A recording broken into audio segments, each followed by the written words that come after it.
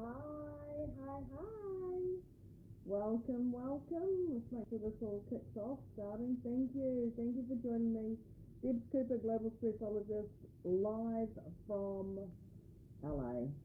As one does. Here I am in LA with a beautiful, that's why, for those New Zealanders and Aussies, that's why my little off-the-shoulder little thing, because it's really deliciously warm over there. But I don't want to brag about that too much, because this topic today has been so consistent in my week of talking to people. And this is about how to awaken unstoppable confidence through self-worth. Woo!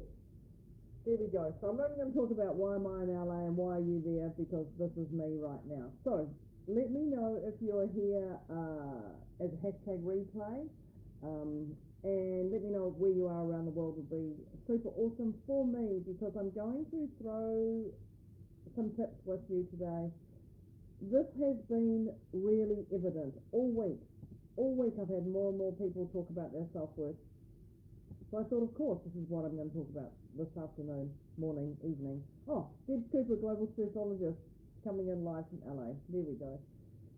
So grab that note-taking device, whatever that is, because these are useful tips that I've just been drilling into people all week. And when I say drilling into people, it just seems to be a rinse and repeat. And so some will hit you and some may not hit you. But I want to let you know that we're going to crack on.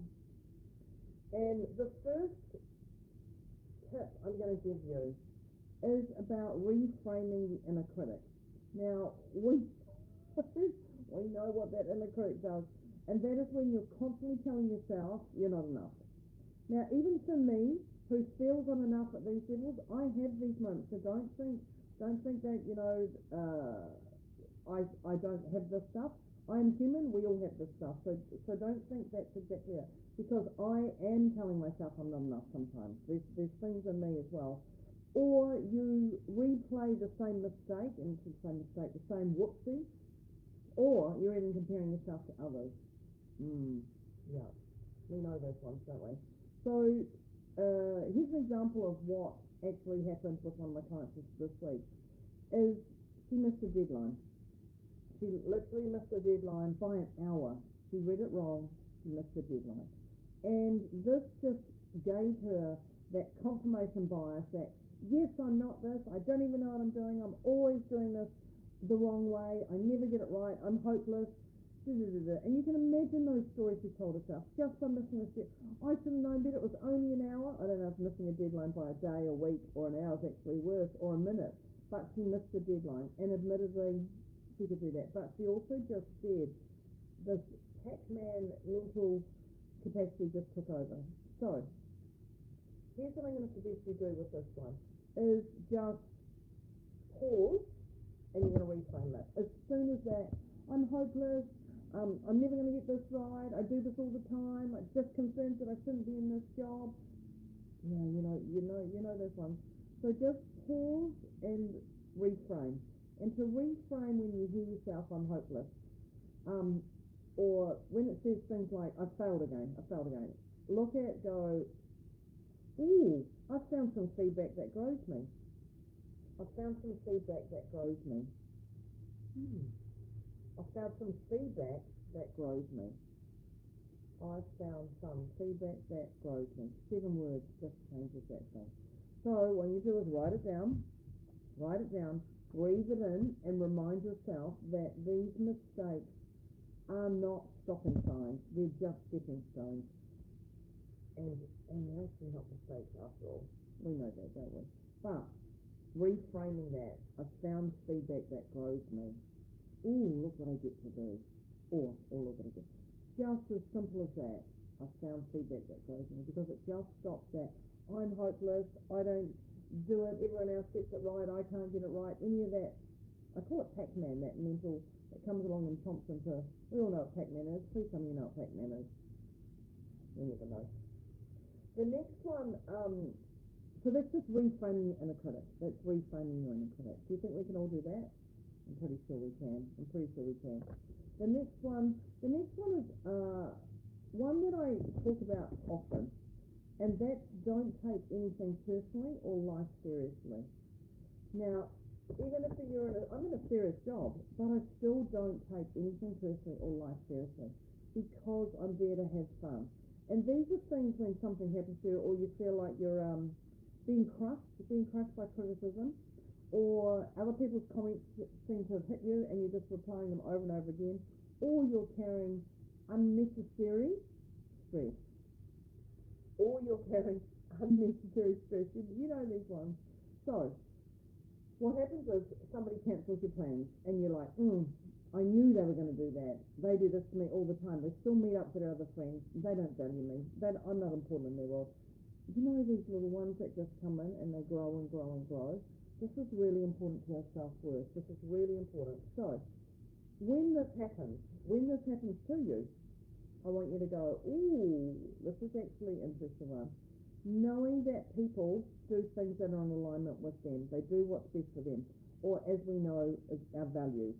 So you're going to shift that perspective and you're going to move and allow yourself to acknowledge that other people come from their values. They don't come from yours. They come from their values and they don't come from yours.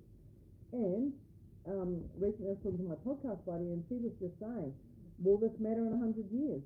Which is great. I'm possibly not going to be around in 100 years in this form. So will it matter in 3 years, 5 years? Will this matter in 3 or 5 years? Or even in a year? Will this matter them not coming, cancelling this dinner with me? Will this matter in a year?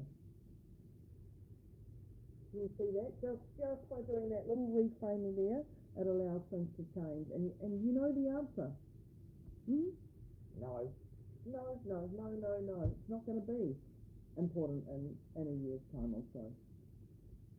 The next one is celebrate small wins.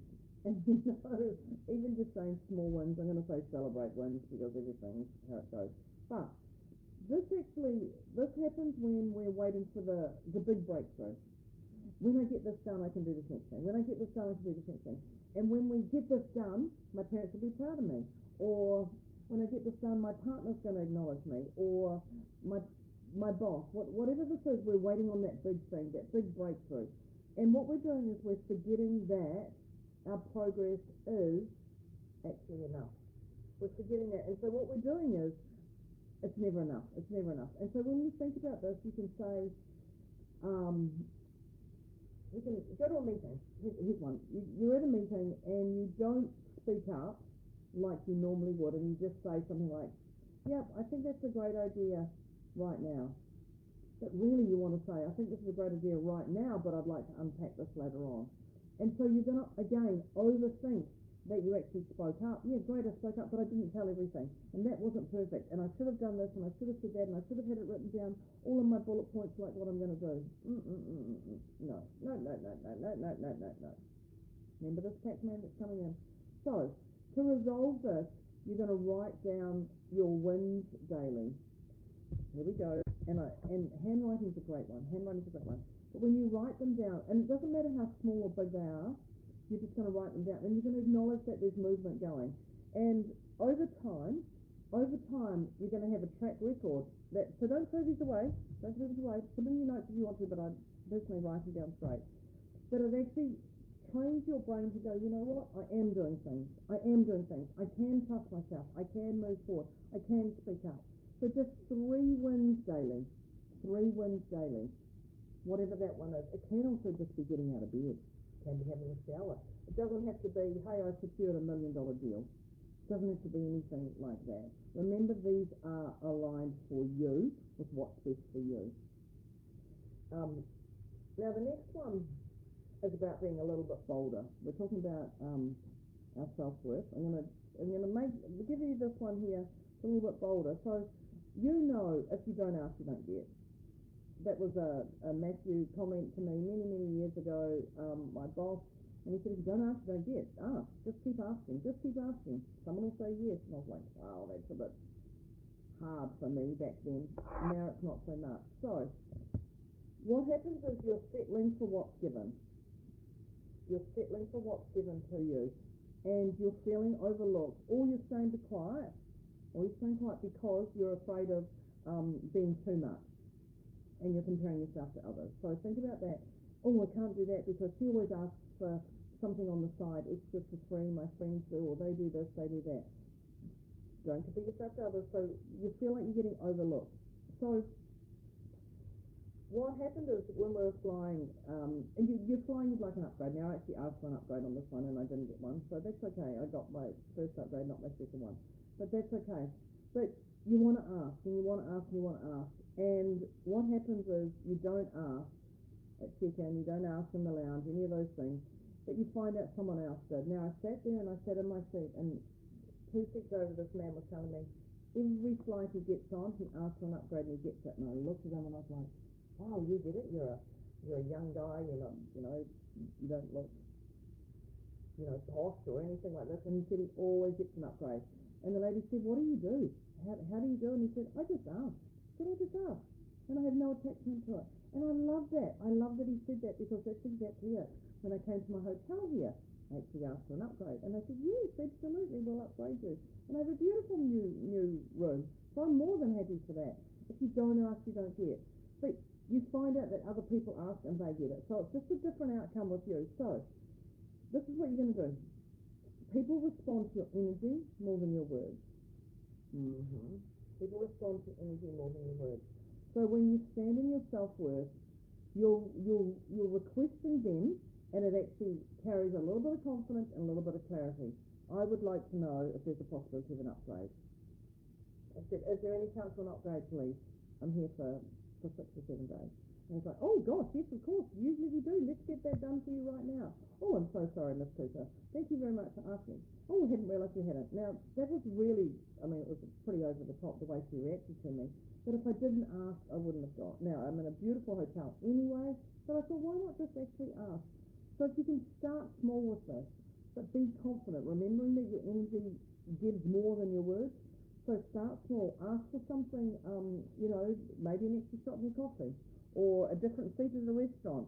An extra shot in your coffee could be a little bit different, but a different seat in the restaurant. Do you mind if I sit here? That's it. So this is actually building your muscles. You're building your muscles to start momentum. And the more you ask from a grounded energy, the more you ask from a grounded energy, the more you'll see doors open. But there's a key to it. The other key to it is, don't throw your wobblies if you don't get it. Don't throw your wobblies if you don't get it. And don't have an outcome that if I don't get it, I'm going to be moody. I said about that there. But don't take it personally. Again, ask and not be attached to that outcome, whether they say yes or no. So just be aware of that one. The next one I'm going to give you, are these landing? Let me know in the comments if they're actually landing, because that will be super insightful for me. The next one is your self-worth aligned boundaries. And what you're going to do is, for this, you're going to say, what happens is actually you say yes and you mean to say no.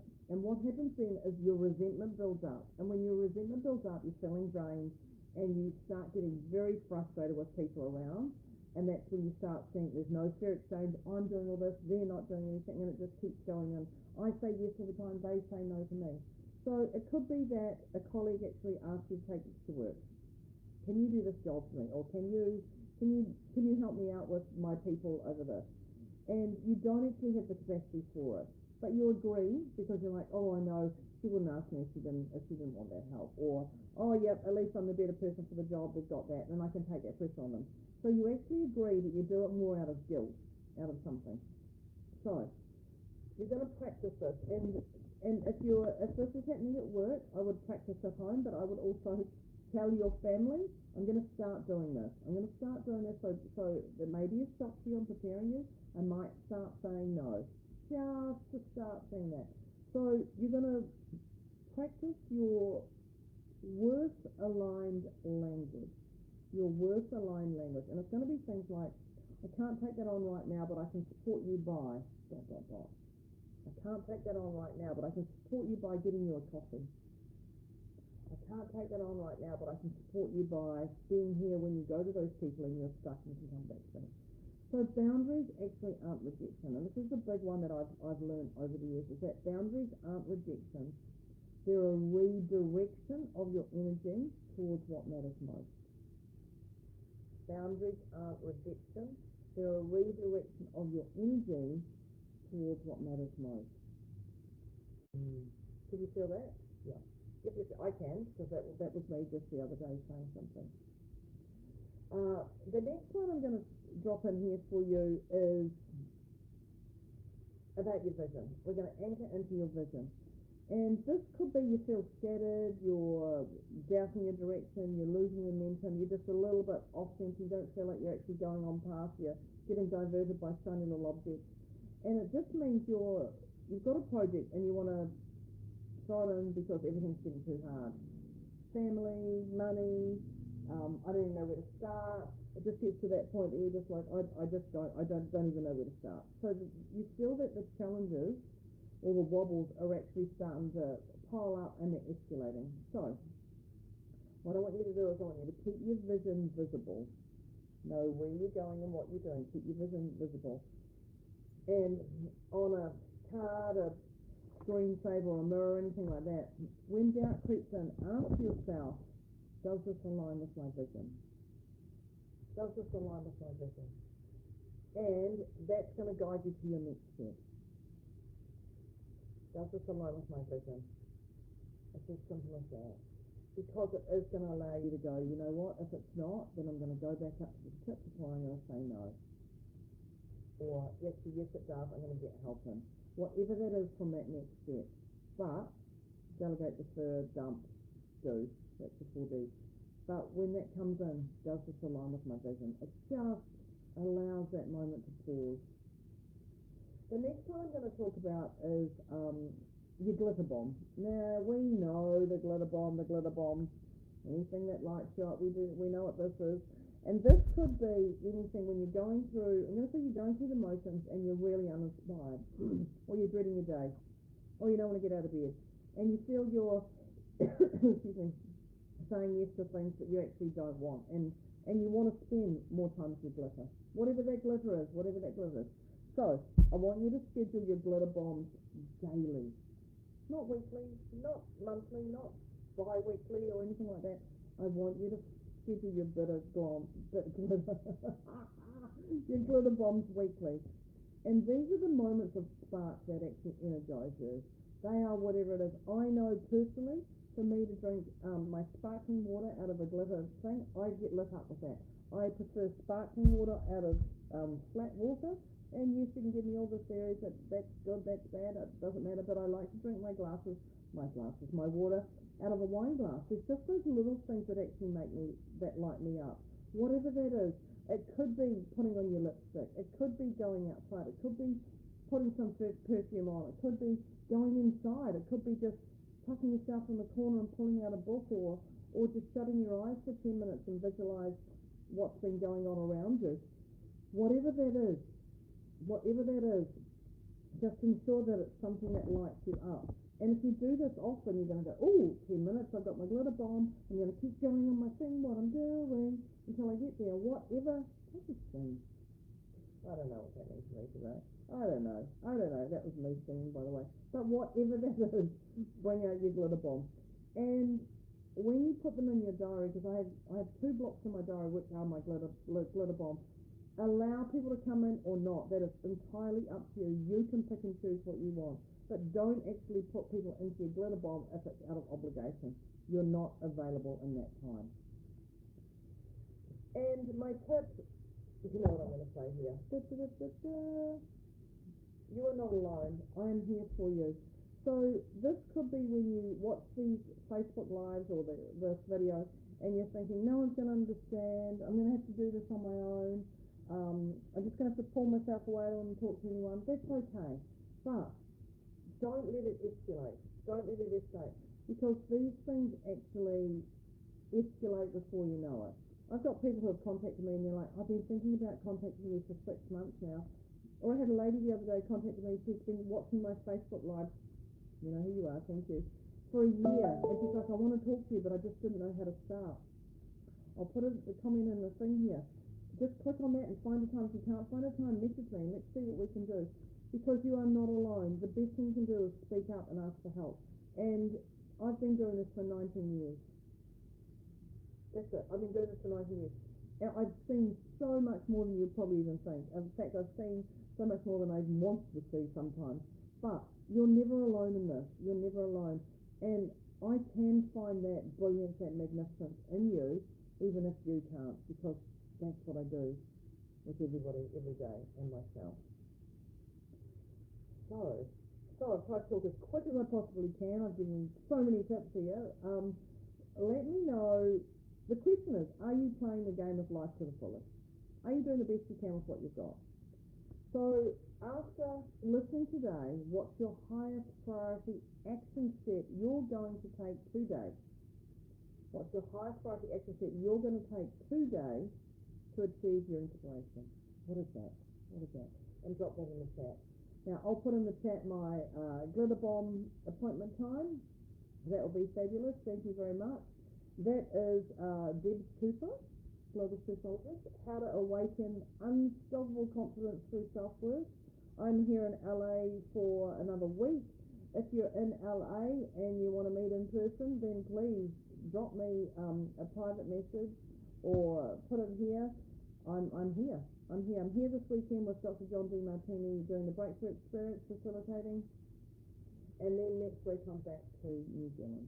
So thank you very much for joining today. Deb Cooper, Global Psychologist, signing off of how to awaken unstoppable confidence through your self-worth.